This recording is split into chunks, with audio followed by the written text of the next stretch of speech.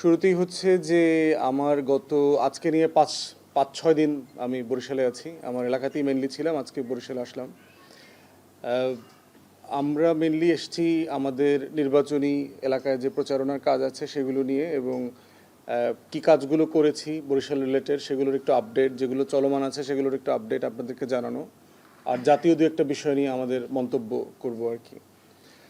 প্রথম কথা হচ্ছে যে গত সপ্তাহে আমি সচিবালয়ে গিয়েছিলাম আপনার 6 লেনের কাজের অগ্রগতি আর মিরগঞ্জ সেতুর কাজের অগ্রগতি জানবার জন্য। মাননীয় উপদেষ্টা মহোদয়রা যেটা বলেছেন যে 6 লেনের কাজের যে জমি অধিগ্রহণের কাজ, এটা কন্টিনিউয়াসলি চলছে, কাজ চলমান আছে, এবং যেখানে যেখানে টাকা পয়সা দেওয়া দরকার, যাদের জমি নেওয়া হচ্ছে তাদেরকে সেটা দেওয়ার প্রক্রিয়াধীন আছে, এবং ফার্স্ট ফেজে বরিশাল পর্যন্ত কাজ। দ্বিতীয়ত আরেকটা বিষয় হচ্ছে যে আপনারা দেখেছেন ভাঙার পরে বরিশালের রাস্তা কিন্তু প্রচণ্ড রকম ভেঙে গেছে, খুব খারাপ অবস্থা। তো এটা নিয়েও আমি মাননীয় উপদেষ্টা যিনি আছেন, সচিব যারা আছেন তাদের সাথে কথা বলেছি, এবং তারা আমাকে কনফার্ম করেছেন যে তারা রেগুলার এই রিপেয়ারের কাজটা করছেন, এবং বেশ দ্রুততম সময়ের মধ্যেই তারা রিপেয়ারের কাজ করছেন বলে আমাকে জানালেন। মিরগঞ্জের সেতুর ব্যাপারে আমাদেরকে জানিয়েছেন যে এখন পর্যন্ত পরিকল্পনা আগের মতো ঠিক আছে, এবং আগামী ডিসেম্বর নাগাদ তারা সেতুর কাজ উদ্বোধন করবেন। এখন পর্যন্ত এটাই পরিকল্পনা। টেন্ডার প্রসেস প্রায় শেষ, এবং এইটা খুব বেশি বিলম্বিত হওয়ার কোনো কারণ তারা দেখছেন না, কারণ ফান্ডিং মোটামুটি অ্যাশিওর্ড হয়ে গেছে একাধিক সোর্সে। তো সেটা হচ্ছে মোটা দাগে বড় 2-3টা কাজ, যেটা বরিশালের চলমান প্রক্রিয়া, যেটা আমাদের চেষ্টায় পাশ হয়েছে কয়েক মাস আগে।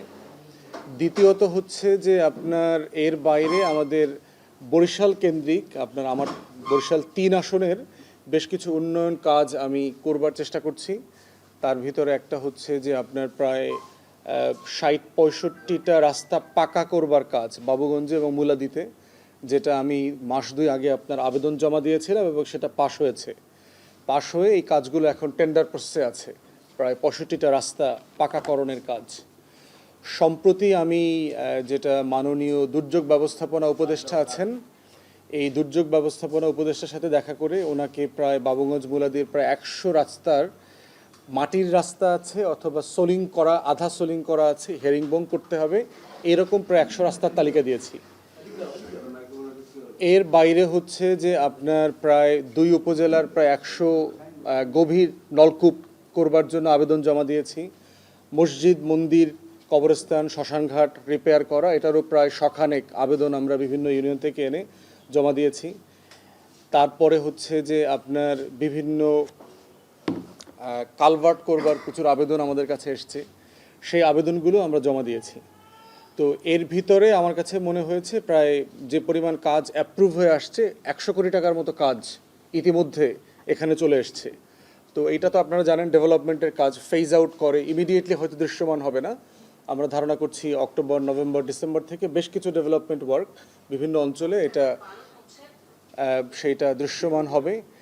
এর বাহিরে হচ্ছে যে আমরা নদী ভাঙা অঞ্চল যে কয়টা আছে আপনার এখানে, বেশ কিছু অঞ্চলে আমরা আবেদন করেছিলাম, আবেদন করে ব্যাগ ফালানোর ব্যবস্থা করেছি। আমি গত 2-3 দিন আগে শফিপুরে গেলাম, আপনার মুলাদিতে একদম প্রান্তে আর কি, সে আপনার মাদারীপুর শরীয়তপুরের সীমানায়। সেখানে যেদিন গেলাম সেদিনই বলল যে 1 সপ্তাহ ধরে ব্যাগ ফেলেছে, এবং 15,000 ব্যাগ ফেলা হয়েছে। তো সেখানে এবং এর এলাকাবাসী বেশ সন্তুষ্ট দেখলাম, তারা বলছেন যে আরও জিও ব্যাগ ফালানো দরকার। এরপরে আমি হচ্ছে আপনার আগরপুরে গেলাম, যেখানে আপনারা জানেন যে বিশিষ্ট মহিউদ্দিন জাহাঙ্গীরের একটা স্মৃতি জাদুঘর আছে, তার যে জন্মস্থান, বাড়ি, এগুলো নদী ভাঙনের শিকার হচ্ছিল। তো সেখানে মাননীয় উপদেষ্টাকে বলবার কারণে উনি যেটা করেছেন, প্রায় 7,000-7,500 ব্যাগ ফেলার ব্যবস্থা করেছেন। বাট এটা আরও কাজ করতে হবে, ওখানে স্মৃতি জাদুঘরটা পরিত্যক্ত অবস্থায় আছে। তো এটা নিয়ে আমি মাননীয় সংস্কৃতি উপদেষ্টা, তারপরে হচ্ছে মুক্তিযুদ্ধ বিষয়ক উপদেষ্টা, ওনাদের সাথে কথা বলেছি, জেলা পরিষদের সাথে কথা বলেছি, ডিসি মহোদয়ের সাথে কথা বলেছি, যে আসলে কোন ফ্রেমে, কোন প্রতিষ্ঠানের অধীনে জাদুঘরটা দিলে এটা আসলে ভালো চলবে। তো এইটা আমি চেষ্টা করতেছি, কারণ এটা আমাদের জন্য খুব লজ্জার, একজন বীরশ্রেষ্ঠর একটা স্মৃতি জাদুঘর এই রাষ্ট্র চালাইতে পারে না। মানে তার লুটপাটের টাকার অভাব নাই, কিন্তু একটা জাদুঘরের অর্গানোগ্রাম নাই, তার কোনো পার্মানেন্ট স্টাফ নাই। তো এটা নিয়ে আমি আমার জায়গা থেকে যতটুকু কাজ করবার সুযোগ আছে সেটা করেছি। বাবুগঞ্জের এবং মুলাদির স্বাস্থ্যসেবা উন্নয়নের জন্য আমি এর মধ্যে আপনার উপদেষ্টাদের সাথে যোগাযোগ করেছিলাম। আমি পরশুদিন আপনার বাবুগঞ্জ উপজেলা স্বাস্থ্য কমপ্লেক্স পরিদর্শনও করেছি। ওখানকার প্রধান স্বাস্থ্য কর্মকর্তা যিনি ছিলেন উনি ছিলেন, আর উপদেষ্টাদের নির্দেশনাতে এখানে স্বাস্থ্যের যে প্রধান প্রকৌশলী আছেন তিনি ওখানে গিয়েছিলেন। তো আমরা সবাই মিলে ঘুরে বোঝার চেষ্টা করেছি যে আসলে ইমিডিয়েটলি স্বাস্থ্যসেবা ওখানে ভালো করবার জন্য কি কি দরকার। পরিষ্কার পরিচ্ছন্নতা একটা বড় জায়গা, টয়লেট থেকে শুরু করে অনেক বেড ভেঙে গেছে, তারপরে থাকার যে কোয়ার্টার আছে স্টাফদের সেই কোয়ার্টারগুলো খুবই জরাজীর্ণ, যে কোনো সময় ভেঙে পড়তে পারে। সেগুলো নিয়ে আমি কথা বলেছি এবং একটা তালিকাও করা হয়েছে। আর এর বাইরে হচ্ছে আমাদের রিকোয়েস্ট যেটা করেছি সেটা হচ্ছে যে আপনারা যারা ওই এলাকার মানে জিওগ্রাফিটা চেনেন, যে বাবুগঞ্জের উপজেলা স্বাস্থ্য কমপ্লেক্সটা কিন্তু একটা প্রান্তিক জায়গাতে বাহের চরে। ওই উপজেলারই 6টা ইউনিয়নের 5.5টা ইউনিয়ন এই স্বাস্থ্যকেন্দ্রটা অ্যাক্সেস করতে পারে না, এরকম একটা জায়গাতে করা হয়েছে। আবার স্বাস্থ্য মন্ত্রণালয়েরই বাবুগঞ্জ শহরে খানপুরাতে আপনার ওলন কাঠি নামক একটা জায়গা আছে, ওখানে 20 শয্যা বিশিষ্ট হাসপাতালের জন্য 3 একর জমি অধিগ্রহণ করা আছে, সরকারের ইতিমধ্যে কেনা আছে। তা আমরা অনুরোধ করেছি যে স্বাস্থ্য কেন্দ্রটাকে আসলে উপজেলা শহরে কেন্দ্রে নিয়ে আসা দরকার, যেখানে সব ইউনিয়ন অ্যাক্সেস করতে পারবে। তো সেটাও ওনারা দেখবেন বলেছেন। আর এর মধ্যে হইলো স্বাস্থ্য উপকেন্দ্র আছে, আপনারা জানেন প্রত্যেকটা ইউনিয়নে 3টা উপকেন্দ্রের অবস্থা বেশি খারাপ। তো আমরা ইতিমধ্যে 3টা উপকেন্দ্র মেরামত করবার জন্য আবেদন পাঠিয়েছি। তার ভিতরে একটা হচ্ছে মোহনগঞ্জে, আর একটা হচ্ছে আগরপুরে, একটা জাহাপুরে, 3টা স্বাস্থ্য উপকেন্দ্র, আর 10টা কমিউনিটি ক্লিনিক যাদের অবস্থাও খুব খারাপ সেগুলো রিপেয়ার করবার জন্য আমরা আবেদন করেছি। এবং ইতিমধ্যে দেখলাম যে উপজেলা থেকে আপনার এই আবেদন স্বাস্থ্য নির্বাহী যে প্রকৌশলী আছে সেখানে চলে গেছে। তো এইটা হচ্ছে মোটা দাগে যে এলাকার মানুষের জন্য যা যা করার চেষ্টা করা দরকার, যেগুলো আমরা জেনেছি। আর প্রতিনিয়তই তো বিভিন্ন সমস্যা এলাকার আসছে, সেগুলো নিয়ে আমরা আমাদের জায়গা থেকে যতটুকু সম্ভব কাজ করা সেটা আমরা করে যাচ্ছি আর কি। তো সেটা হচ্ছে বরিশালের আপনার বরিশাল 3-এর নির্বাচনী এলাকার একটা ব্যাপার। ওভারঅল নির্বাচনী পরিবেশ এখন পর্যন্ত খুব ঝামেলাপূর্ণ মনে হচ্ছে না, কিন্তু বিএনপির মানে আভ্যন্তরীণ গ্রুপিংটা খুব মারাত্মক মনে হলো।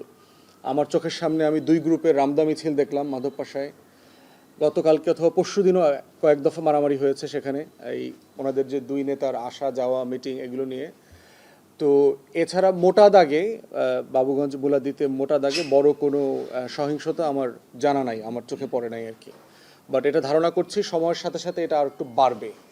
অথবা আমরা এখনই নির্বাচন কমিশন থেকে শুরু করে যারা যারা সংশ্লিষ্ট কর্মকর্তা আছেন তাদেরকে বলছি যে আপনারা এটা ইমিডিয়েটলি অ্যাড্রেস করেন, তাহলে যেন সিচুয়েশনটা আউট অফ কন্ট্রোল না হয়ে যায় সময়ের ব্যবধানে। জাতীয় বিষয়ে হচ্ছে 2টা বিষয় আপনারা জানেন, গতকালকে ঐকমত্য কমিশনে মিটিং ছিল। সেখানে জুলাই সনদে যেগুলো আমরা সব রাজনৈতিক দল একমত দ্বিমত করে একমত হয়েছি, সেটার একটা ফাইনাল ড্রাফট, চূড়ান্ত ড্রাফট দেওয়া হয়েছে, যেই ড্রাফটের সাথে আমরা মোটামুটি একমত। এখন আলোচনাটা যেটা গতকালকে হয়েছে এবং আজকের পরে আগামী রবিবারের সময় সেকেন্ড আবার এই আলোচনাটা আছে, সেটা হচ্ছে বাস্তবায়নটা কিভাবে হবে। তার উপরে নির্ভর করছে হচ্ছে জুলাই সনদে কোন কোন রাজনৈতিক দল স্বাক্ষর করছে করবে না। বাস্তবায়নের ব্যাপারে আমাদের পজিশন আগে থেকেই পরিষ্কার, সেটা হচ্ছে যেই বিষয়গুলোতে সকল রাজনৈতিক দল শতভাগ একমত হয়েছে সেটা ইমিডিয়েটলি বাস্তবায়ন হয়ে যাওয়া উচিত। সেটা 26-এর সংসদ বাস্তবায়ন করবে, 31-32 সালে গিয়ে বাস্তবায়িত হবে, এই জায়গাটা আমরা বোধ করছি এটা আসলে অপ্রয়োজনীয়। এটা একটা জাতির জীবন থেকে 5টা বছর কেড়ে নেওয়ার মতো অবস্থা হবে আর কি। যেমন ধরেন কোনটা বাস্তবায়িত হতে পারে, আমরা 70 অনুচ্ছেদের সংবিধানে 2টা বিষয়ে সবাই একমত হয়েছি, যে আস্থা ভোট এবং বাজেট, এই 2টা ছাড়া যে কোনো এমপি তার দলের বিরুদ্ধে ভোট দিতে পারবে। তো সেটা আমরা এখনই এই 2টা বিষয়ে কেন একমত হচ্ছি না? বিএনপির আরও 2টা বিষয় আছে, কিন্তু এই 2টা ব্যাপারে 70 অনুচ্ছেদে সবাই একমত। তাহলে আমরা এইটাই কেন 26-এর সংসদ থেকে বাস্তবায়িত করছি না? প্রধানমন্ত্রী এবং দলের প্রধান একই ব্যক্তি 2 টার্মের বেশি থাকতে পারবে না, আমরা সবাই একমত হয়েছি। তাহলে সেটা কেন 31 সাল থেকে বাস্তবায়িত হতে হবে, সেটা 26 সাল থেকে না কেন? তো নারীদের আসনের ব্যাপারে যেটা আমরা সবাই একটা ভদ্রলোকীয় সম্মতি, জেন্টলম্যান এগ্রিমেন্টের কথা বলা হচ্ছে, সেটার ব্যাপারে আমরা একমত হয়েছি। তো এইরকম যেই যেই জায়গায় সকল রাজনৈতিক দল শতভাগ একমত হয়েছে, আমাদের পজিশন হচ্ছে সেটা আজকে থেকে, স্বাক্ষরের দিন থেকে বাস্তবায়িত হতে হবে। কারণ একটা জাতি গত এক বছর আগে একটা গণ অভ্যুত্থান করেছে, 1400 মানুষ জীবন দিয়েছে, তাদের রক্ত, তাদের পরিবারের কান্না এখনো বন্ধ হয়নি। অতএব সেই আকাঙ্ক্ষার জায়গাটা কেন আমি 5 বছরের জন্য ডেফার করে দেবো, হাইবারনেশনে পাঠিয়ে দেবো? আর যেগুলো একমত হওয়ার মতো না, সেগুলো পরবর্তীতে হবে। এখন বলা হচ্ছে যে বিএনপি যেটা বোধ করছে যে সাংবিধানিক অনেক বিষয়ে হাত দিতে হবে, যেটা সংসদ ছাড়া সম্ভব না। আমরা এটার সাথে একমত না। আমরা বোধ করছি এই সরকারটা একটা গণ অভ্যুত্থানের ম্যান্ডেটে আসা সরকার। সংবিধানের 106-এর খামে ভরা ওই ক্যান্টনমেন্টে বসে জুম মিটিং করে রায় দেওয়ার সরকার এই সরকার না। এই সরকার গণ অভ্যুত্থানের সরকার। অতএব যুদ্ধ, গণ অভ্যুত্থান, মুক্তির লড়াই তারা প্রত্যেকে নতুন করে ম্যান্ডেট দেয় আমাদেরকে। অতএব সংবিধান কাঠামোগতভাবে অলরেডি মরে গেছে, এই সংবিধান ডিসফাংশনাল হয়ে গেছে। এবং আপনারা প্রচুর এক্সাম্পল আমি দিতে পারবো। দেখেন যে বাজেট কোথায় পেশ হওয়ার কথা, সংবিধানে বলে দেওয়া আছে বাজেট একটা নির্বাচিত সংসদে পেশ হবে। আমাদের বাজেট এবছর কোথায় পেশ হয়েছে? বিটিভিতে। অর্থ উপদেষ্টা গিয়ে 45 মিনিটের জন্য বাজেট দিয়েছেন। প্রমোশন, ট্রান্সফার, বদলি, রিটায়ারমেন্ট, চুক্তিভিত্তিক নিয়োগ, সব কিছু কে কার সাথে করার কথা? অমুকের সাথে পরামর্শ করে তমুকের স্বাক্ষরে সে করবে, সংবিধানে বলে দেওয়া আছে না? কে করতেছে? এখন করতেছে না তো। প্রধান বিচারপতি কিভাবে নিয়োগ হবে, বিচারপতি কিভাবে অ্যাপয়েন্ট হওয়ার কথা, সংবিধানে কিভাবে বলে দেওয়া আছে। আর এইবার প্রধান বিচারপতি কিভাবে অ্যাপয়েন্টেড হয়েছে? ডিজাইন, এলিগেন্স, বিউটি, সেরা পণ্য সবার জন্য জেভিকো। তাহলে আমরা দেখেছি 50-এর মতো ধারা ইতিমধ্যে সংবিধানের ভায়োলেট হয়ে গেছে। এবং ভায়োলেট হওয়ার মানে হচ্ছে যে সংবিধানটা আসলে ডেড।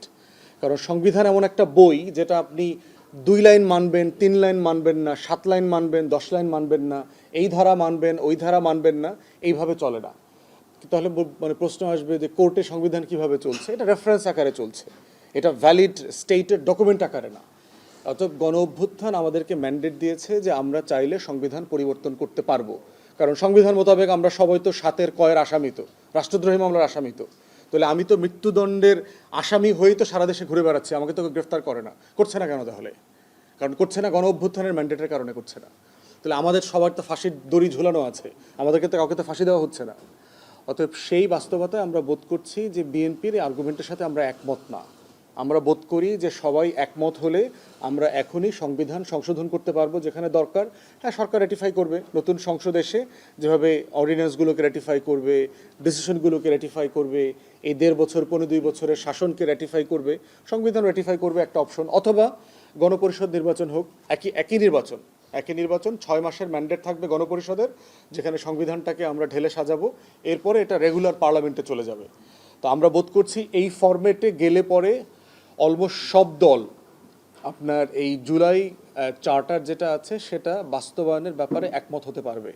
তা না হলে আমি ধারণা করছি জুলাই চার্টারকে ঘিরে একটা রাজনৈতিক অনিশ্চয়তা তৈরি হবে, যেখানে সবচেয়ে বেশি ক্ষতিগ্রস্ত হবে বিএনপি বড় দল আকারে। কারণ হচ্ছে ডাকসু নির্বাচন তার সবচেয়ে বড় এক্সাম্পল। জন আকাঙ্ক্ষাকে যদি আমরা রিড করতে না পারি, সময়কে যদি রিড করতে না পারি, 91 অথবা 2001-এর মানদণ্ড দিয়ে যদি 2025-কে পড়বার চেষ্টা করি, তাহলে এই পড়াটা ভুল হবে আমাদের। তাই আমরা বারবার বিএনপি নেতৃবৃন্দকে আহ্বান জানিয়েছি, দেশের স্বার্থে শহীদ প্রেসিডেন্ট জিয়াউর রহমান যেভাবে ঐক্যমত্যের ভিত্তিতে অনেক কাজ করেছেন, আপনারা ছাড় দিয়েও হলো এই জায়গাগুলোতে আসেন, আমরা একসাথে কাজ করি। কারণ একসাথে কাজ করলে আপনি সবচেয়ে বেশি বেনিফিশিয়াল হবেন, তার থেকে বেশি হচ্ছে জাতি উপকৃত হবে, সবাই মিলে হবে। এবং এটাকে কেন্দ্র করে যে বিভেদের রাজনীতি শুরু হচ্ছে, দ্বন্দ্বের রাজনীতি শুরু হচ্ছে, সেটা আসলে থাকবে না। তাই আমরা বারবার চেয়েছি যে কিভাবে বাস্তবায়িত হবে সে আলোচনাটা চলছে। আমাদের পক্ষ থেকে 2টা সবচেয়ে বড় প্রেফার্ড অপশন, অনেকগুলো অপশন আছে, তার ভিতরে বেস্ট অপশন হচ্ছে আপনার গণপরিষদ নির্বাচন করে এই পুরো জুলাই চার্টারের অধীনে নির্বাচন হয়ে যাবে। কারণ জুলাই চার্টারই হচ্ছে নির্বাচনের একমাত্র মানদণ্ড। কারণ 24-এ তো নির্বাচন একটা হয়েছে সংবিধান মোতাবেক, আইন মোতাবেক, নির্বাচন কমিশন মোতাবেক, তো নির্বাচন আর একটা 29-এ হওয়ার কথা। তাহলে কিসের ভিত্তিতে আমি আগামী ফেব্রুয়ারিতে নির্বাচন চাই? সংবিধানের অধীনে তো আমি নির্বাচন চাইতে পারি না, নির্বাচন তো একটা হয়েছে। এখন বলতে পারেন যে দেশে তো সরকার পালায়ে গেছে, সংসদ নাই বলেই তো 106-এর অধীনে আপাতত নির্বাহী সকল কার্যক্রম পরিচালনা করবার জন্য এই অন্তর্বর্তীকালীন সরকারকে দায়িত্ব দেওয়া আছে। তাহলে সে কয়দিন দায়িত্ব পালন করবে সেটা তো মেয়াদ বলে দেওয়া নাই। তার মেয়াদ হচ্ছে 24 থেকে অনগোয়িং মেয়াদ 29শে জানুয়ারি পর্যন্ত। তাহলে এই যে বিএনপির প্রপোজিশনটা কিন্তু কন্ট্রাডিক্টরি প্রপোজিশন। সে বলছে আমি নির্বাচন চাই ফেব্রুয়ারিতে অথবা ডিসেম্বরে অথবা এপ্রিলের মধ্যে চাই, আবার বলছে যে সংবিধানে হাত দিতে হইলে কিন্তু আমাকে ওই করতে হবে, সংসদ লাগবে, সংসদ ছাড়া আমি সংবিধানে হাত দিতে পারবো না। তাহলে এই প্রপোজিশনটাকে আমরা মনে করি দ্বিচারিতা মনে করি। আমরা বোধ করছি যে এইটাকে একমতের ভিত্তিতে এই কাজটা করা দরকার। ফেব্রুয়ারির নির্বাচন 106-এর অধীনে হইতে পারে না, ফেব্রুয়ারির নির্বাচন সংবিধানের মধ্যে হইতে পারে না, সিম্পলি ফ্রেমে নাই। ফেব্রুয়ারিতে নির্বাচন হওয়ার একমাত্র ম্যান্ডেট হচ্ছে গণ অভ্যুত্থান। ফেব্রুয়ারিতে নির্বাচন হওয়ার একমাত্র ম্যান্ডেট হচ্ছে জুলাই চার্টার, জুলাই ঘোষণাপত্র, জুলাই সনদ এবং সংসদ গঠিত হওয়া, শপথ নেওয়া, সব কিছু এইটার অধীনে হইতে হবে। এছাড়া সিম্পলি যে অপশনটা হবে সেটা সংবিধানে পড়বে না। তাই আমরা বোধ করছি গণপরিষদ নির্বাচন করে এগুলো সব কিছু র্যাটিফাই করা দরকার প্রথম 3 মাস 6 মাসের ম্যান্ডেটে, অথবা আমরা রেফারেন্ডামে চলে যেতে পারি পুরো জুলাই সনদের সাথে। দেশের মানুষ, দেশবাসী একমত কিনা, হ্যাঁ না ভোটে চলে যায়। এবং হ্যাঁ না ভোট তো 3-4 বার হয়েছে আমাদের দেশে, তো এইটা এইবারও করা সম্ভব বলে আমরা বোধ করছি। এবং এই দুইটা পদ্ধতিতে গেলে যেটা হবে, সবাই মিলে যেটা আমরা মাসের পর মাস আলোচনা করে একমত হয়েছি সেটার বাস্তবায়নটা আমাদের সবার জন্য সুবিধাজনক জায়গায় যাবে। তো সেটা হচ্ছে আমাদের জুলাই সনদ নিয়ে কথা মন্তব্য। দ্বিতীয়ত হচ্ছে ডাকসু নির্বাচন, এবং এখন আজকে জাহাঙ্গীরনগরের ভোট কাউন্টিং চলছে, আপনারা জানেন। ডাকসু নির্বাচনকে যেভাবে ইসলামপন্থীদের বিজয়, জামাত শিবিরের বিজয়, তারপরে হচ্ছে এই মানে জঙ্গিবাদ, মৌলবাদের উত্থান, দক্ষিণপন্থীদের উত্থান, এইভাবে পড়ার চেষ্টা করা হচ্ছে। আমি মনে করি যে এই পড়ার গ্রামারটা হচ্ছে তরুণদেরকে না বুঝতে পারার সমস্যা হবে। যেভাবে আওয়ামী লীগ গণ অভ্যুত্থানকে বলছে না যেটা জামাত শিবিরের একটা ষড়যন্ত্র, এটা আমেরিকার একটা ষড়যন্ত্র, এটা ওই বিএনপি জামাত সবাই মিলে একটা ষড়যন্ত্র করছে। গণ অভ্যুত্থানকে যেভাবে আওয়ামী লীগ বুঝতে পারছে না, ডাকসু নির্বাচনকেও বিএনপি সহ অনেক বুদ্ধিজীবী বাম বলয়ের লোকরা, সকল সেকুলার লিবারালরাও বুঝতে পারছে না। এইখানে দেখেন, আপনি শুধু জগন্নাথ হলের ভোটিং প্যাটার্নটা দেখেন, এবং একটা আলোচনা তর্কের মধ্যে আমরা প্রায় পড়ি যে আমরা যখন বলছি যে গণ অভ্যুত্থানের পরাজিত শক্তিদের নির্বাচনে রাজনীতিতে অংশগ্রহণ করবার অধিকার থাকতে পারে না, তখন প্রশ্ন আসে তাহলে ইলেকশনটা ইনক্লুসিভ হবে কিনা, ডাকসুতে জগন্নাথ হলের ছেলেরা ভোট দিছে কিনা। তাহলে জগন্নাথ হলের ভোটাররা আসলে লার্জলি কাদের ভোটার আমরা জানি, মোটা দাগে তারা তো আসলে আওয়ামী ঘরানার ভোটার, 80% 90%। তাহলে সেখানে তো অলমোস্ট সবাই ভোট দিয়েছে। তাহলে নির্বাচন আওয়ামী লীগ ছাড়া, জাতীয় পার্টি ছাড়া ইনক্লুসিভ হবে না, এই বক্তব্য যারা বলছে, ডাকসু নির্বাচন সেটাকে অলরেডি ভুল প্রমাণিত করেছে। এবং ডাকসু নির্বাচনে ভোটের পার্সেন্টেজ দেখেন 78 পয়েন্ট সামথিং, 78+%, মানে জাতীয় নির্বাচনের যে অ্যাভারেজ সেটাকে তারা ওভারকাম করে ফেলছে।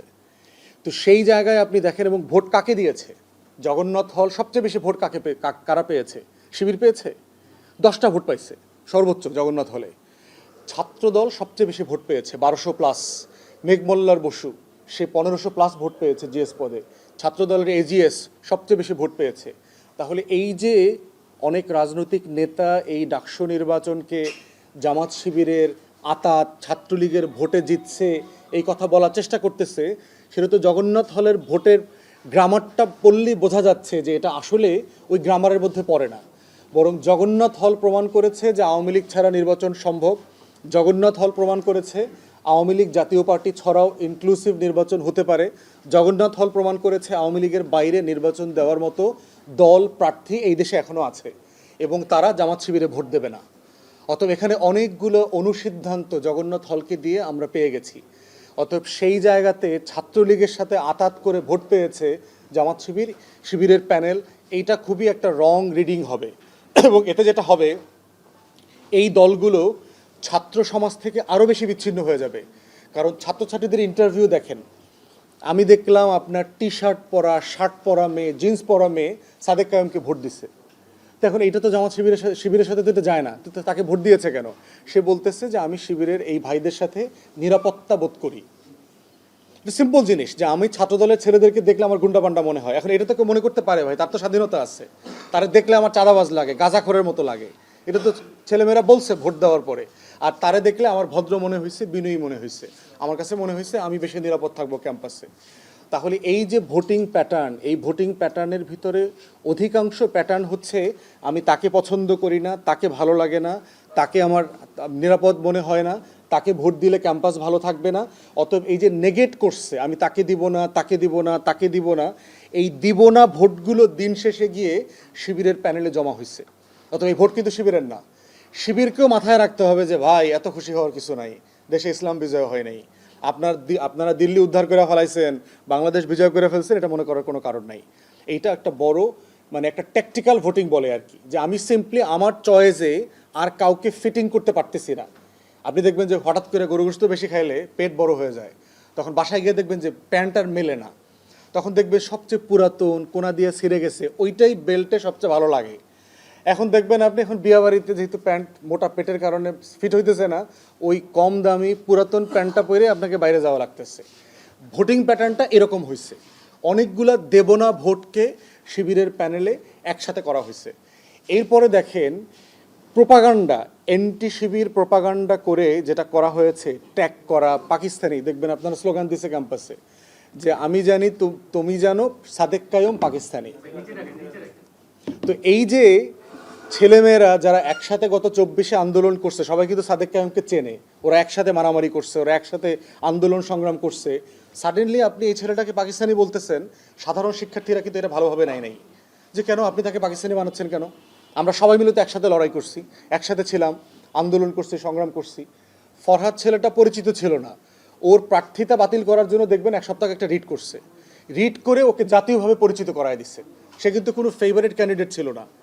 এবং তারপরে এই যে বাম বলয় টলয় বিভিন্ন জাতীয় পত্রিকা ডেলিভারেটলি কিছু মানে অজনপ্রিয় প্রার্থীকে ফার্স্ট পেজে কালারফুল 3 কলাম 4 কলামের নিউজ করে এমনভাবে পোট্রে করছে যে সে অলরেডি ভিপি হয়েই গেছে, অথচ ব্যাপক ভোটের সাথে মানে সে হাঁটছে আর কি। তাহলে এই যে অনলাইনের জমানাতে ট্যাগ করা, গুন্ডামি মাস্তানি করা, 650 সাংবাদিক ডাকসু নির্বাচন কাভার করছে। একটা ছোট্ট জায়গা, তো আপনারা ঢাকা ইউনিভার্সিটিতে সবাই তো গেছেন, এখানে ছোট্ট জায়গা না, এই তো আমার বাবুগঞ্জ মুলাদির মতো না যে এক জায়গা থেকে আরেক জায়গায় যাইতে 6 ঘন্টা লাগে। ছোট্ট ক্যাম্পাস, রিক্সায় করে আপনি 10 মিনিট ঘুরে ফেলতে পারবেন, 650 ক্যামেরা, সাংবাদিক, আপনি এখানে চুরি করবেন কোথায়? প্রত্যেকটা বুথের ভিতরে সিসিটিভি ছিল, এলইডিতে আপনার লম্বা করে কাগজে কাগজে ভোট গণনা হয়েছে সারা রাত।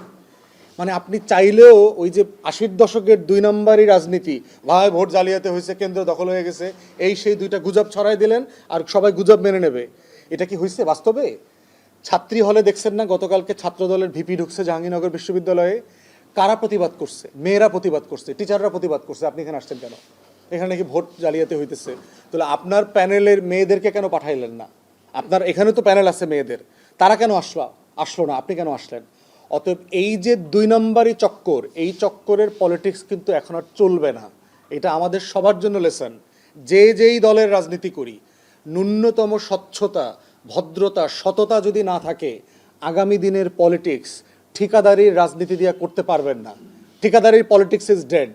71 ব্যবসা, 24 ব্যবসা, চেতনা ব্যবসা, এই ব্যবসা কেনা বেচার ব্যবসা দিয়ে আপনি পলিটিক্স করতে পারবেন না, আমরাও পারবো না। পলিটিক্সে স্বচ্ছ হইতে হবে এখন আপনার, যেই ভদ্র বিনয়ী স্বচ্ছতা আছে, কথা কাজে মিল আছে, যাকে দেখে মানুষ মনে করে যে না এই লোকটা আমার জন্য কাজে লাগবে, তাকে মানুষ দলমত ছাড়া ভোট দেবে। ওই মার্কা দেখা ভোট দেওয়া, দল দেখা ভোট দেওয়া, এইটা তরুণরা দিবে না এখন আর। এবং দেখেন যেই 3টা সম্পাদকীয় পদে শিবির হারছে, কারা জিতছে? স্বতন্ত্র প্রার্থীরা জিতছে, কোনো প্যানেল থেকে যেতে নাই। তাহলে দেখেন এই যে ভোটিং প্যাটার্ন, এই টোটাল ডাকসু নির্বাচনটা কিন্তু আগামী দিনের রাজনীতির একটা নির্বাচনী গ্রামার আমাদের হাতে তুলে দিয়েছে। আমরা কেউই যেন এটা 91, 96, 2001-এর ম্যাট্রিক্স দিয়ে এটাকে না মাপলে সবাই ভুল করব। এটাই একটা নতুন ম্যাট্রিক্স আগামী দিনের রাজনীতির। এটাই ভিত্তি করে আগামী দিনের প্রত্যেকটা জাতীয় নির্বাচন, স্থানীয় নির্বাচন হবে। এবং বড় যেটা হবে, এই প্রত্যেকটা ছাত্র সংসদ নির্বাচনের মধ্য দিয়ে নতুন করে হাজার হাজার রাজনৈতিক নেতাকর্মী তৈরি হচ্ছে। জিতছে ধরেন 28 জন, অথবা হলগুলো ধরলে 150-200 ছেলে মেয়ে জিতছে। কিন্তু এই যে প্রার্থী ছিল 1500, 2000, 2500 প্রার্থী ছিল, এরা সবাই কিন্তু পলিটিক্যাল অ্যাক্টিভিস্ট হয়ে যাবে এবং এরা বড় দলে যাবে না। দেখবেন এরা নতুন রাজনৈতিক ভাবনার মধ্য দিয়ে আসছে এবং দেখবেন এত ম্যাচিওর অনেক ছেলেমেয়েরা কমেন্ট্রি দিয়েছে, শামীম নামে একটা ছেলে ডাকসুতে নির্বাচন করেছে, দেখবেন সে যে লেভেলে যে কমেন্ট্রি দিয়েছে, আপনি জাতীয় নির্বাচন, জাতীয় নেতা এরকম অনেক লোকও এইভাবে রাজনৈতিক মূল্যায়ন দিতে পারবে না। তো আমরা বোধ করছি যে ডাকসুর নির্বাচন ফেয়ার হয়েছে, এটা আমাদের কনক্লুশন। এখানে কোনো ইসলামপন্থীর বিজয় হয় নাই। এটার মধ্য দিয়ে জামাত শিবির আগামী দিনে অনেক বড় দেশে ইসলাম কায়েম করে ফেলবে, এটারও কোনো সম্ভাবনা আমি দেখতে পাচ্ছি না। বাংলাদেশে এটার মাধ্যমে দক্ষিণপন্থী, মৌলবাদ, জঙ্গি কারো কোনো উত্থান হয় নাই। এটা যেটা হয়েছে, চলমান রাজনৈতিক কালচার ফেল করছে। এক্সিস্টিং রাজনৈতিক দলের যে খাইসলত, বাজে টেন্ডারবাজি, লুচ্চামি, বদমাইশি, তারপরে চাঁদাবাজি, এই চাঁদাবাজিগুলো এখানে পরাজিত হয়েছে। অতএব এই পলিটিক্সটার নতুন একটা গ্রামার আছে, এই গ্রামারটা আমাদের কালেকটিভলি বোঝা দরকার। এর বাইরের যত রিডিং আছে সেগুলো হচ্ছে মিসরিডিং এবং ইন্ডিয়ান প্রপাগান্ডা। অতএব সেই জায়গাতে গেলে আমাদের রাজনীতি কিন্তু আবার নেপালে ফিরে যাবে, এটা সবার মাথায় রাখা দরকার। কিন্তু যে দেশ কিন্তু শান্ত হয় নাই, দেশ কিন্তু এখনও প্রচণ্ড অশান্ত হয়ে গেছে। আমরা কিন্তু এখনও ভলকানোর উপরে বাস করছি।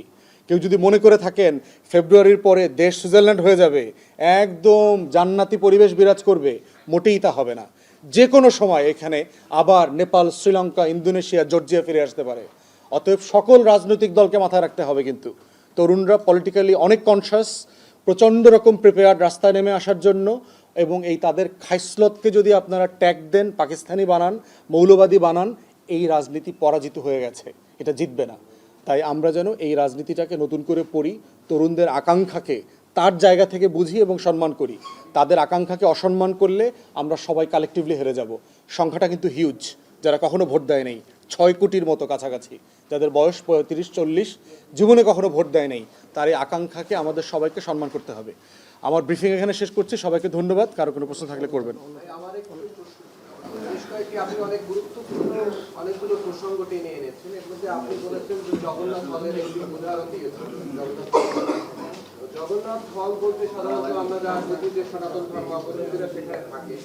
তো আপনি কিছুক্ষণ আগেই বলছেন যে ট্যাগিং এর রাজনীতি আর থাকবে না, কিন্তু আপনিই বলছেন যে জগন্নাথ হল বলতে যারা আওয়ামী লীগকে ভোট দেয়, এটা আমরা আগে থেকে জানতাম আর কি। আমরা যেটা বুঝি আওয়ামী লীগকে ভোট দেয়, তো সেখানে কিন্তু তারা অন্যদেরকে ভোট দিয়েছে। তো আপনি কি আপনার বক্তব্য থেকে ট্যাগিং এর কোনো আমরা কি পাই কিনা, যে আপনি বলছেন ট্যাগিং এর রাজনীতি নাই, কিন্তু আপনি আবার বলছেন জগন্নাথ হল যারা তারা আওয়ামী লীগকে ভোট দেয়।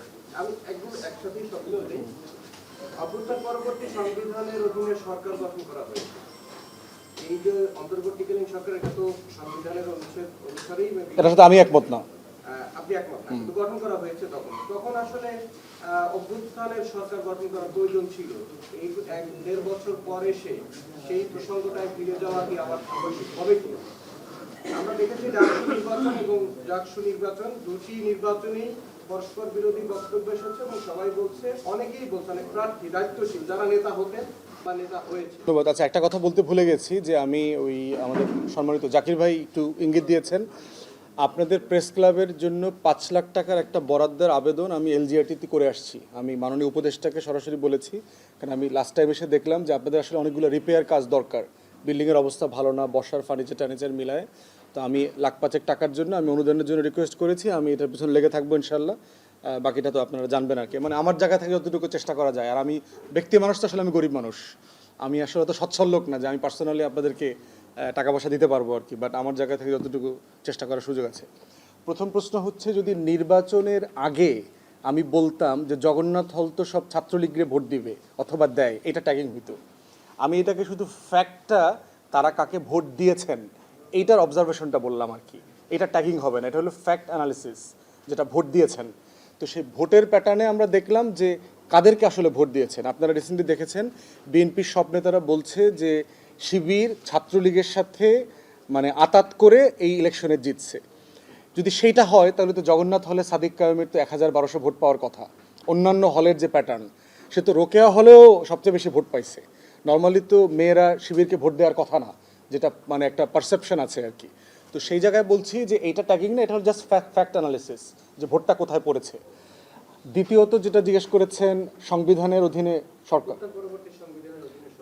দেখেন, গত বছরই আমরা অভ্যুত্থানের পরে অনেকগুলো রাজনৈতিক ভুল আমরা সবাই মিলে করেছি। প্রধানতম রাজনৈতিক ভুল করেছি ক্যান্টনমেন্টে যাওয়া। রাজনৈতিক দল কখনো ক্যান্টনমেন্টে গিয়ে মিটিং করতে পারে না, প্রজাতন্ত্রের কর্মচারী তারা। কর্মচারীদের সাথে প্রজাতন্ত্রের বসরা গিয়ে মিটিং করতে পারে না, কর্মচারীরা বসদের সাথে এসে মিটিং করে। অতএব যেটা প্রয়োজন ছিল, সকল রাজনৈতিক দল নিজেরা বসে মিটিং করা দরকার ছিল। ফার্স্ট গণ অভ্যুত্থান হয়ে গেছে, ছাত্রদের নেতৃত্বে নতুন করে মিটিং হবে। গণ অভ্যুত্থানের যারা প্রমিনেন্ট ফিগার আছে তারা সবাইকে ডাকবে, সেখানে পুলিশের প্রধানকে ডাকতে পারে, সেনা প্রধানকে ডাকতে পারে, যেহেতু আপনাদেরকে দরকার আমার এই সিচুয়েশনটাকে ওভারকাম করবার জন্য। এইটা আমাদের একটা বড় ভুল। দ্বিতীয় ভুল করেছি আমরা, সেটা হচ্ছে জাতীয় সরকার না করা। প্রফেসর ইউনূসকে সামনে রেখে রাজনৈতিক এবং অরাজনৈতিক টেকনোক্র্যাট সবাইকে মিলিয়ে একটা জাতীয় সরকার করা দরকার ছিল।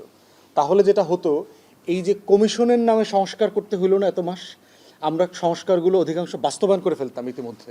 কারণ রাজনৈতিক দল তো আর প্রতিবাদ করতো না, কারণ একই ক্যাবিনেট মিটিংয়ে তো সবাই মিলে সিদ্ধান্ত নিতাম যে এটা করা দরকার, করে ফেলেন। এরপরে হচ্ছে ন্যাশনাল যে ক্যাওয়াস হয়েছে, এই মিছিল, এই মিটিং, স্যাবোটাজ, এইটা সেইটা, এগুলো ডিল করাটা সহজ হইতো। থার্ড যেটা মোটা দাগে আমরা ভুল করেছি, সেটা হচ্ছে এই যে 106-এর নাটক। সেটা হচ্ছে যে আপনার এই সংবিধানের 106-এর নাটক। আপনারা জানেন সবাই যে 5 তারিখে তো সবাই পালাইছে, প্রধান বিচারপতি থেকে শুরু করে অ্যাপিলেট ডিভিশন তো সব পালাইছে, পালায়া ক্যান্টনমেন্টে ছিল। ক্যান্টনমেন্টে নির্বাসিত পলাতক জীবনে বসে তারা আদালত কায়েম করতে পারেন কিনা, ওই মিটিংটাতে তো পক্ষ থাকতে হবে। তো একটা কোর্ট বসা মানে কি, যে 106-এর রেফারেন্স লাগবে, অ্যাটর্নি জেনারেলের মত লাগবে, এটার বিপক্ষে আছে কিনা কোনো মত, একটা শুনানি হইতে হবে না? এটা তো কোনো ছবি নাই, কোনো এভিডেন্স নাই। তো তাহলে এই যে জাজমেন্টটা এক পেজের আমরা পড়লাম যে আপাতত সব দায়িত্ব পালন করতে দেওয়া হইলো, এটা কিসের ভিত্তি দিল, কে দিল, কখন দিল, কয়টার সময় মিটিংটা বসছিল? তো এইরকম প্রচুর ধোঁয়াশা এখানে আছে, প্রয়োজন ছিল না। একটা গণ অভ্যুত্থান হয়ে যাওয়ার পরে এই সরকার গঠন, আপনাদের মনে থাকার কথা 90-তে যখন আমরা চিফ জাস্টিসকে এনে, শাহাবুদ্দিনকে এনে উপরাষ্ট্রপতি বানাইলাম, উপরাষ্ট্রপতি রিজাইন করলো, রাষ্ট্রপতি রিজাইন করলো, সে ভারপ্রাপ্ত রাষ্ট্রপতি হইলো, এটা কিসের ভিত্তিতে হয়েছে? সংবিধান সংশোধন করে হয়েছে তখন। এবং উনি আবার এই দায়িত্ব পালন করে কেয়ারটেকার নির্বাচন করে দিয়ে উনি আবার প্রধান বিচারপতি হইলেন। পরবর্তী পার্লামেন্ট সিম্পলি র্যাটিফাই করে নিয়েছে। তাহলে সংবিধানটা আমরা বলছি যখন আমার দরকার, কিন্তু যখন দেশের সংবিধানটা দরকার তখন আমার এখানে আবার কোনো বক্তব্য নাই। তাহলে আমাদের কথা হচ্ছে যে ভাই, আপনি সংবিধানে থাকলে নির্বাচনটা 2029-এ চান, আমাদের কোনো আপত্তি নাই। প্রফেসর ইউনূস 29 সাল পর্যন্ত থাকুক, কিন্তু যদি ফেব্রুয়ারিতে নির্বাচন চান, সেটা সংবিধানের অধীনে কীভাবে চাইবেন আপনি? কারণ সংবিধানে তো নির্বাচন 24-এ একটা হয়েছে, আপনি নির্বাচন চাইবেন আর 5 বছর পরে নির্বাচন হবে, অন্তর্বর্তীকালীন সরকারের তো মেয়াদ বলে দেওয়া নাই। তো সেই কারণে আমরা বলেছি যে পার্মানেন্টলি এই পজিশনটাকে অ্যাড্রেস করা দরকার। যেটা হয়েছে হয়ে গেছে, এর মানে কি যে আমরা এটা এখন ডিল করতে পারবো না? প্রত্যেক দিন সংবিধান লঙ্ঘন হচ্ছে, প্রতিদিন হচ্ছে। যা কিছু প্রধান উপদেষ্টা কি সচিব বানাইতে পারে এরকম কোনো প্রভিশন আছে? প্রধান উপদেষ্টা কি আরেকজনকে ওই চিফ জাস্টিস বানাইতে পারে, জাস্টিস বানাইতে পারে? কোথাও নাই তো। তো আমরা করতেছি তো। তাহলে কেন জুলাই সনদের ব্যাপারেই বলা হচ্ছে যে এইটা ভাই ওই 26-এ ওই ইয়েরা বসবে, সংসদ বসবে, ওনারা করতে হবে? কেন করতে হবে? তো আর আমরা যেটা বলছি যে একই নির্বাচন আপনি ম্যান্ডেট নিয়ে গণপরিষদও করতে পারেন, আপনার আলাদা নির্বাচন দরকার নাই। যে এই নির্বাচনটাই প্রথম 6 মাস গণপরিষদের রোল প্লে করবে। 6 মাসে সরকারি দল বিরোধী দল বলে কিছু থাকবে না, সবাই গণপরিষদ সদস্য। তাদের কাজ হচ্ছে জুলাই চার্টার বাস্তবায়ন করা, এটাকে অ্যাড্রেস করা। তারপরে সরকারি দল বিরোধী দল ভাগাভাগি হবে, অন্য বিষয়ে যেভাবে বিতর্ক হয় সেই বিতর্কগুলো হবে, তাতে আমি কোনো সমস্যা দেখতে পাচ্ছি না। জাল ভোটের কথা হচ্ছে, তাহলে কি আমরা পুরনো সংস্কৃতি? ভাই, মানুষের খাইসলত তো সাডেনলি চেঞ্জ হবে না। দূষিত ডিএনএ, ফরমালিনযুক্ত খাবার, দূষিত বাতাস, আপনি থাকেন একটা ফরমালিনের দেশে। আমরা যে বেঁচে আছি প্রত্যেক দিন, এই বেঁচে থাকাটা একটা দুর্ঘটনা, একটা মানে একটা মিরাকলের মতো, মুজিজার মতো একটা ব্যাপার। তো সেই দেশে আপনার কয়টা জাল ভোট পড়ছে? 5, 7, 10টা, 15টা, 20টা অভিযোগ আসছে। এই যে বিশাল আপনার 78% ছেলেমেয়েরা ভোট দিছে, মোটা দাগে এটা আপনি মানে ইগনোরেবল। এই ধরনের ঘটনা কতটুকু, যেমন ধরেন একটা মেয়ে, প্রথম যে প্রবলেমটা তৈরি করছে যে মেয়েটা একটা বাম প্যানেলের, সে গিয়ে যখন ব্যালট নিয়ে গেছে তখন তো সে অভিযোগ করে নাই যে এখানে ক্রস দেওয়া ছিল, ভিতরে গেছে 30-40 সেকেন্ড ছিল, তারপরে বের হয়ে এসে বলতেছে ভাই আমার ব্যালটে তো আগে থেকে দাগ মারা ছিল, তো ক্রস দেওয়া ছিল, এটা আপনি আগে দেখেন নাই কেন, নিলেন কেন? তো প্রশ্ন হচ্ছে যে এগুলো হলো দুষ্টামি, এবং এই দুষ্টামিগুলো আসলে ধোপে টেকবে না। কয়টা ধরেন 15, 20, 100, 200, তো 100, 200, 500 ভোটে কি রেজাল্টে কোনো পরিবর্তন হবে? ভোটের ব্যবধান দেখেন কি পরিমাণ, ভোটের ব্যবধান। জাল ভোট তো হওয়া উচিত না। আপনি তো ইংল্যান্ড না ভাই, এই সোনার বাংলায় গত 20 বছর নির্বাচন হয় নাই, সেই সোনার বাংলায় আপনি আশা করতেছেন জাল ভোট হবে না? ভোট কেন্দ্র দখল হবে না, রামদা মিছিল হবে না। মানে ভাই আপনি তো বেশি আশা করতেছেন, আপনি তো অসুস্থ হয়ে যাবেন, আপনার প্রেশার বেড়ে যাবে তো। সোনার বাংলা এটা চোরের দেশ, পলিটিক্স করে ইউজুয়ালি সমাজের সবচেয়ে খারাপ লোকগুলো এখানে পলিটিক্স করে। আমার 60-এর দশকের পলিটিক্স তো এখানে নাই, 70-এর দশকের পলিটিক্স তো নাই, 90-এর দশকের পরে সবচেয়ে বাজে ঠিকাদার প্রকৃতির ছেলেমেয়েরা পলিটিক্সে আসছে। তার কাছ থেকে আপনি কি আশা করতে পারবেন? এটাই তো আমাদের লড়াই, এটাই তো গণ অভ্যুত্থান পরিষ্কার করে এই মেসেজটা দিয়েছে যে আমরা এই পুরাতন রাজনীতি চাই না। কিন্তু তারপরে দেখবেন যে এই ডাকসু নির্বাচনে প্রার্থীরা মোটা দাগে একজনকে যেভাবে সম্মান করে কথা বলছে, আলোচনা করছে, মোটা দাগে কোনো কিন্তু মারামারি হয় নাই। আপনি ডাকসু নির্বাচন হয়েছে, মারামারি হয় নাই, কোনো হিস্ট্রি আছে আমাদের? তাহলে আপনি আগের যে কোনো সময়ের তুলনায় এটা বেস্ট ডাকসু নির্বাচন বলতে হবে, যে কোনো ডেফিনেশনে বেস্ট নির্বাচন। তো সেই তুলনায় আমরা বোধ করছি যে, তবে এটা প্রশ্ন যে আমাদেরকে ওইখানে যেতে হবে, জিরো জাল ভোট, জিরো ভোট কেন্দ্র দখল, জিরো মারামারি, জিরো ভায়োলেন্স, এইখানে আমরা গ্র্যাজুয়ালি যেতে চাই। কিন্তু সেটা এত তাড়াতাড়ি মনে হয় আমরা আশা করতে পারবো না। নির্বাচন প্রক্রিয়ার মধ্য দিয়ে আস্তে আস্তে এই কালচারটা ডেভেলপ করবে। আর কোনো প্রশ্ন আছে? আমরা গত সপ্তাহ দুই আগে প্রফেসর ইউনূস সাহেবের সাথে আমাদের মিটিং ছিল নির্বাচন নিয়ে। ওনাকে প্রচণ্ড দৃঢ় চেতা মনে হয়েছে যে সে ডিটারমাইন্ড ফেব্রুয়ারিতে নির্বাচন হবে এবং একটা ভালো নির্বাচন করতে হবে তাকে। But at the same time তিনি এইগুলোর সাথে একমত যে আইনশৃঙ্খলা বাহিনীর পুরোপুরি নিয়ন্ত্রণ তাদের উপরে নাই। বাংলাদেশে সশস্ত্র বাহিনী, গোয়েন্দা সংস্থা, তারপরে প্রশাসন, তাদের উপরে যেই লেভেলের নিয়ন্ত্রণ কর্তৃত্ব থাকার কথা ছিল সরকারের, সেটা নাই। এবং এইটাকে তারা এখন থেকে অ্যাড্রেস করছেন, করে কি করবেন। এবং দেখলাম প্রফেসর ইউনূস নিজের নোট নিয়েছেন, এগুলো প্রত্যেকটা বিষয়ে যে আমরা কথা বলেছি উনি এগুলোর সাথে একমত হয়েছেন, নোটও নিয়েছেন। এবং উনি এখন কাজ করবার চেষ্টা করছেন। উনি বলছে যে আমরা এখন সবাই মিলে বসতেছি যে আমরা এটা অ্যাড্রেস কীভাবে করব। এই চ্যালেঞ্জটা আছে, নির্বাচন কমিশনকে আমরা বলেছি। তবে সরকার যদি একটা জিনিসে আন্তরিক হয়, সাধারণত সেটা করা সম্ভব। এটা হচ্ছে মোটা দাগে সরকার চাইছে ঘুষ দুর্নীতি তাদের উপদেষ্টারা করবে না। মোটা দাগে এক দুজন উপদেষ্টার বাইরে মোটা দাগে কিন্তু কোনো বড় আকারের দুর্নীতির অভিযোগ নাই। সরকার চাইছে মোটা দাগে ভালো মানুষদেরকে পোস্টিং দেওয়ার জন্য, বিভিন্ন জায়গায় রিলেটিভলি ভালো মানুষদেরকে তারা পোস্টিং দিয়েছে। এর ভিতরে সোনার বাংলায় যে সমস্যা আছে, সোনার বাংলায় সেগুলো তো থাকবে ভাই। আপনি তো সাডেনলি সব ফেরেশতা হয়ে যাবে এটা তো আশা করা যায় না আর কি। তবে এটা তারা একমত এবং আমরাও এ ব্যাপারে কন্টিনিউ কথা বলে যাচ্ছি। এর ব্যাপারে সিরিয়াস চ্যালেঞ্জ আছে। আমি তো বরিশাল 3-এ ইতিমধ্যে কাজ করতেছি এখন পর্যন্ত, এটাই আমি দলের ফোরামে আবেদনও করেছি। এখন তারা ঘোষণা করলে পরে চূড়ান্ত হবে আর কি। বাট এখন পর্যন্ত তাই ইচ্ছা যে বরিশাল 3 থেকে নির্বাচন করব।